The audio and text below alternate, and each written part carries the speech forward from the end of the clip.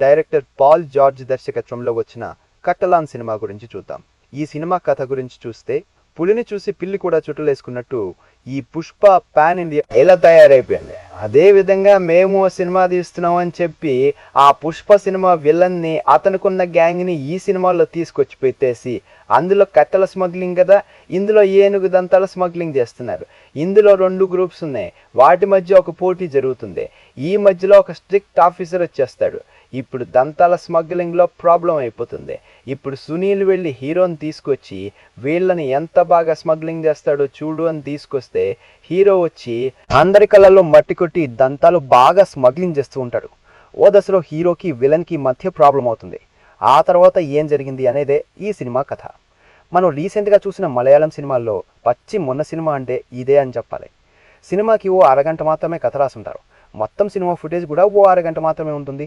దాన్ని హై స్పీడ్లో పెట్టి ఏదోలా 2 గంటల సినిమాగా చూపించేస్తున్నారు. ఎప్పుడు అడ్డదిడ్డంగా తిరుగుతూనే ఉంటారు. థియేటర్లో వీళ్ళిలా అడ్డదిడ్డంగా తిరుగుతూ కనిపించకుండా పోతున్నట్టు ఉంటుంది. ఎప్పుడు ఓ జీప్ తీసుకుని వెళ్తారు, ఆ జీప్ను ఆపి చెక్ చేస్తారు, అక్కడో ఫైట్ చేస్తారు. తర్వాత మళ్ళీ జీపు తీసుకుని వెళ్తారు, అక్కడక్కడో ఓ ఫైట్ చేస్తారు. జీపు తీసుకుని రామేశ్వరం వెళ్తారు, అక్కడ నుండి షిప్లో వెళ్తారు, షిప్లో నుండి మళ్ళీ శ్రీలంక వెళ్ళి జీప్ చేజింగ్ చేస్తూ ఉంటారు. ఎందుకు వెళ్తున్నాడో ఎక్కడికి వెళ్తున్నాడో వచ్చిన వాళ్ళంతా ఎవరో ఏమీ అర్థం కావట్లేదు. స్క్రీన్ని కళ్ళతో చూడలేకపోయాం, మ్యూజిక్ని చెవులతో వినలేకపోయాం. రమీ బస్రూర్ ఇష్టం వచ్చినట్టుగా కొట్టి చెవులు పలగొట్టేశారు. ఆ తర్వాత చూస్తే ఈ సినిమా మార్కో యూనివర్స్లో ఉందే. ఎందుకంటే మార్కో నిర్మాతనే ఈ సినిమా కూడా నిర్మాతట. ఆ యూనివర్స్ని వీళ్ళు చేసేసుకున్నారు. యూనివర్స్కి అంతటికీ ఓ లీడర్ ఉన్నాడు కదా మనోడొకడు, అతను ఈ సినిమాలో ఉన్నాడు. అదొక సీక్రెట్గా పెట్టారు. ఆ సీక్రెట్ని మీరు చెప్పేకండి. అతను ఒక క్యామియో రోల్ చేశాడు. ఈ సినిమాలో చూస్తే అతను కూడా వచ్చి నటించాడు. అతను ఎందుకు వచ్చాడో కూడా తెలియదు.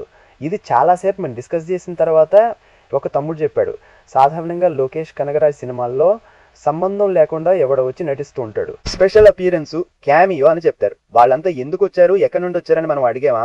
అందుకే ఈ సినిమాలో లోకేష్ కనగరాజ్ని ముడిపెట్టారు. ఏదైనా ప్రశ్న అడగాలంటే లోకేష్ కనగరాజ్నే అడిగి తెలుసుకోండి అని సినిమా యూనిట్ తప్పించుకోవచ్చు కదా. దానికోసమే అతన్ని ముడిపెట్టారో తెలియదు. ఒక పద్ధతిగా కూర్చుని చూసేలాంటి సినిమా తీయడం తెలియదు. వీళ్ళు యూనివర్స్కి వెళ్ళిపోయారు. ఈ సినిమా గనక పొరపాటున హిట్ అయిందంటే మనల్ని వదిలిపెట్టరు.